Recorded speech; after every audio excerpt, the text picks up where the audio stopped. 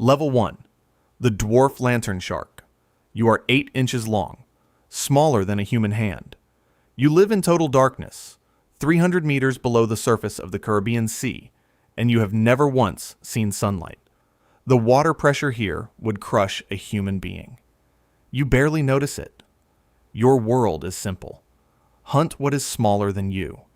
Avoid everything else. You eat tiny shrimp, small fish, whatever drifts close enough. You do not chase.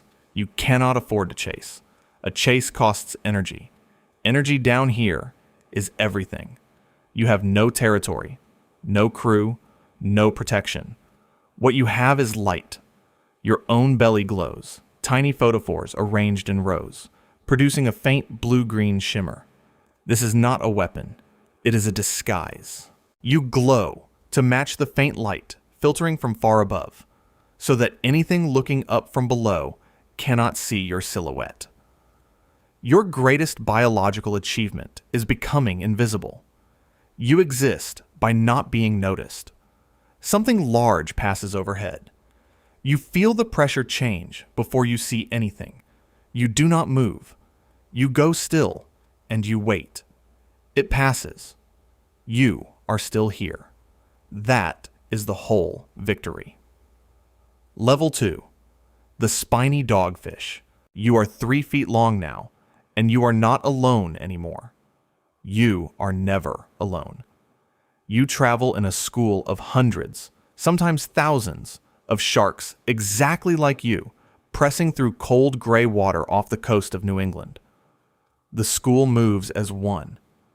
It breathes as one. When it hits a ball of herring, it explodes into a frenzy of snapping and twisting that strips the water clean. Your weapons are 2 venomous spines, one in front of each dorsal fin. If something grabs you, you curl your body and drive the spines in. It is not a killing blow. It is a message. Let go. You also have your smell. You can detect a single drop of blood in millions of gallons of water. You have been following this same herring migration for weeks. You will follow it for thousands of miles more. One tagged dogfish like you swam over 5,000 miles in a single year. You went because the school went. But here's what the school will never tell you. The school does not know your name. It does not know you at all. You are not a member of it. You are the school, in the way that one raindrop is a storm. If you fall behind, injured, sick, slowing, the school does not wait. The school does not notice. It continues. And what is left behind, in cold water, alone, does not last long. Level 3. The Epaulette shark. You have a superpower. Nobody warned you how small the kingdom would be. You are 2 feet long, spotted brown and white, living on a reef flat in the shallow waters of northern Australia. At low tide, the water retreats. Other fish panic and flee to deeper water. You stay. You have 4 muscular fins, pectoral and pelvic, and you use them to walk. Across bare rock, through puddles, over exposed coral rubble in open air. You are the only shark on Earth that walks on land, and you do it every day because the stranded crabs and trapped fish left behind in shrinking tide pools are yours alone. No competitor can follow you here. You can also survive in water so oxygen depleted it would kill most fish within minutes. Your brain slows down. Your metabolism drops. You wait it out. Then the tide comes back and you feed. Every 12 hours, the tide resets the board. Your hunting window is real, and it is yours, and it works. But low tide also means you are a brown-spotted shark hauling yourself across bare gray rock in full daylight, visible from above, out of the water, the size of a man's forearm. The birds know this. The humans walking the reef flat know this too. Your great advantage and your greatest exposure are the same window of time. Level 4. The Caribbean reef shark. The fish see you coming, and they move. Not in panic, in acknowledgement. You are the Caribbean reef shark, 6 feet long, cruising the wall of a coral reef 20 meters down, and everything on this reef has organized itself around you. Schools of snapper hold to the upper reef. Groupers stay near the caves. There is an entire zone of bare sand around the base of the reef, a halo, where no prey fish will graze, because you patrol this edge, and they know it. You do not have to chase them. You just have to exist here, and the reef restructures itself in response. You are the law of this particular piece of ocean. You control who eats and who starves on this reef. When you are absent, the grouper numbers swell. When groupers swell, the smaller fish disappear. When the smaller fish disappear, the algae takes over and the coral dies. You are not just a predator. You are the thing that holds the reef together. But you are a mesopredator. That is the word the scientists use.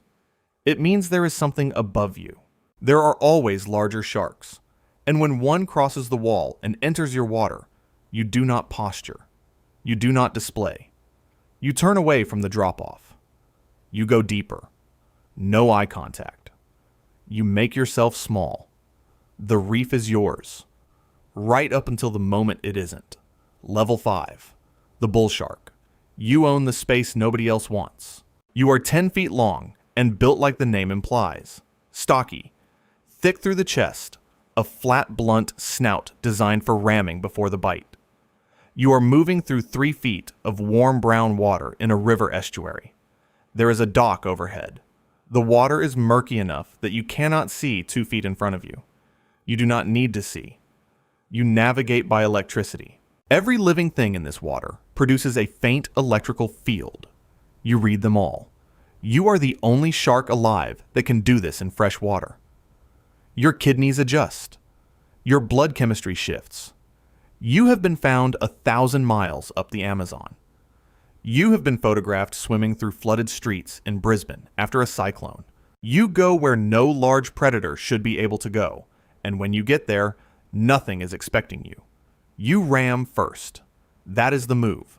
A hard bump with the snout to disorient, then the bite.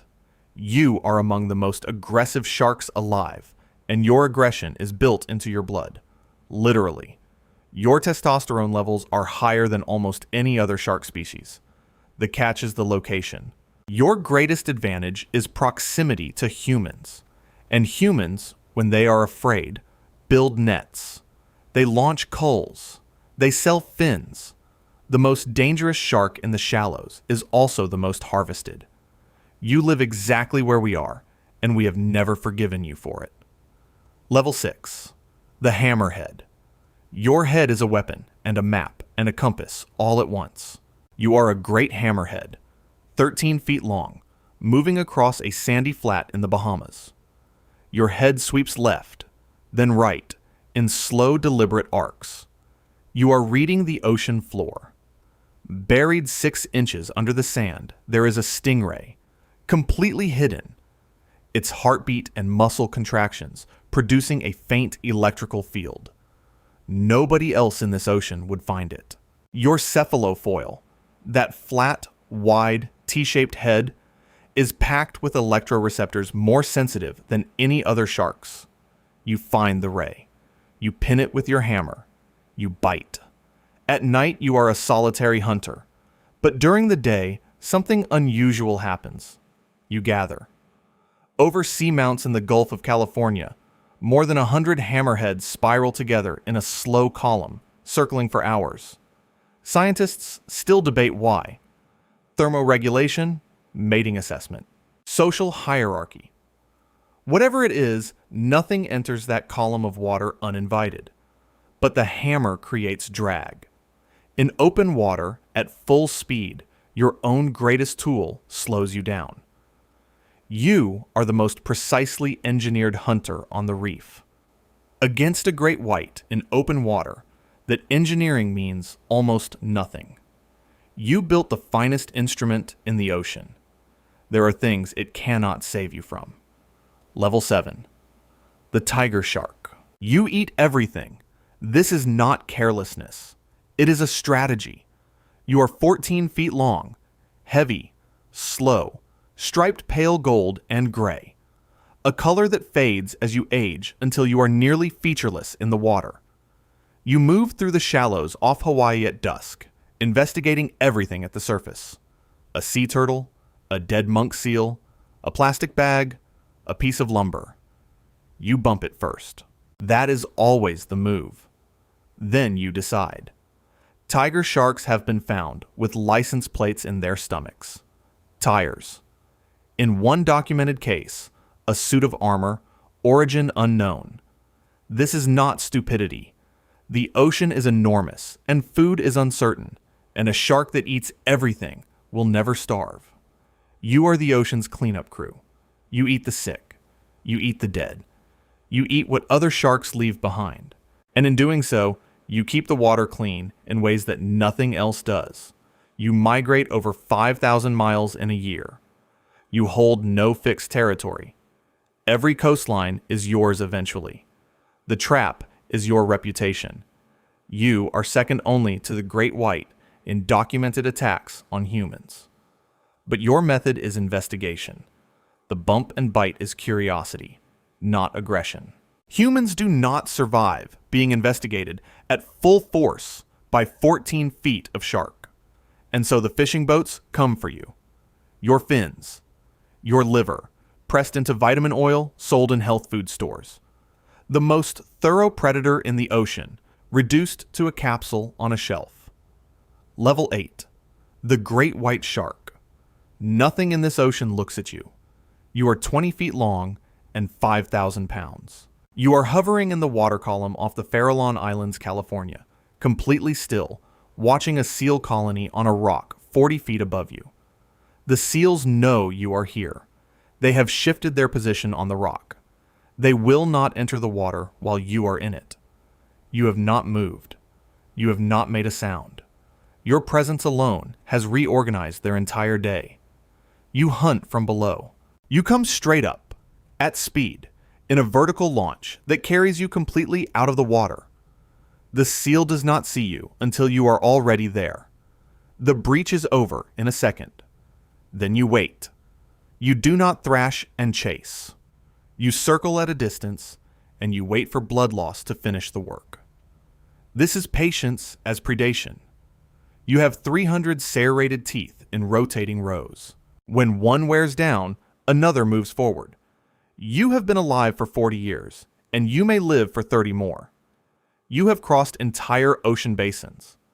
No living thing in the water has ever posed a real threat to you. Except one. You feel it before anything else. A low-frequency pulse in the water, almost below the range of sound. You know what makes that frequency. Your body responds before your mind does. A full, immediate turn. You are already swimming hard in the opposite direction. You will not stop for miles. You will not return to this feeding ground for months. You are the most feared fish in the ocean. And right now, you are running. Level 9. The Orca. You surface. You breathe air. You are 25 feet long and 6 tons. Your dorsal fin rises 6 feet above the water, black as ink, unmistakable from any distance. Every shark within a mile of you has already gone. You did not hunt them. You did not display. You did not make a sound they could hear. You simply arrived, and the ocean cleared itself around you. You are a killer whale, which means you are not a whale. You are the largest member of the dolphin family. You are warm-blooded. You breathe. You grieve. You have a culture. The hunting technique your pod uses on great white sharks, approaching from the side, flipping the shark upside down to induce paralysis, extracting the liver with surgical precision, and leaving the rest, was not instinct. It was learned. Taught by older members of the pod to younger ones. Passed down like language. Your pod is 5. Your mother is ahead of you. Your calf is behind. You have traveled together since you were born, and you will travel together until one of you dies. When one of you dies, the others stay near the body. Sometimes for days. You are the apex of this ocean. Nothing hunts you. Nothing challenges you. You control the distribution of great white sharks across entire coastlines, not by killing them, but by existing. Your presence is enough. The most powerful predator in the sea reorganizes itself around your shadow, but you cannot be alone. You are built for the pod, the way a lung is built for air. You need it to function, and without it, something essential collapses. Orcas separated from their family groups stop eating. They circle. They call out on frequencies their own kind doesn't answer. In captivity, isolated from everything a pod provides, your dorsal fin folds over. It droops to the side, a 6-foot flag of a life being lived wrong. You have no predators. You have no rivals. You have no exit. You are the most powerful animal in the ocean, and you will spend every day of your life in the same water, with the same family, circling the same cold world, until you die. And when you do, they will stay with you. They will not leave you alone even then. This is the apex. This is what everything below you was climbing toward. A throne with no door. A kingdom with no shore. You surface again. You breathe. The ocean is yours, and you are its.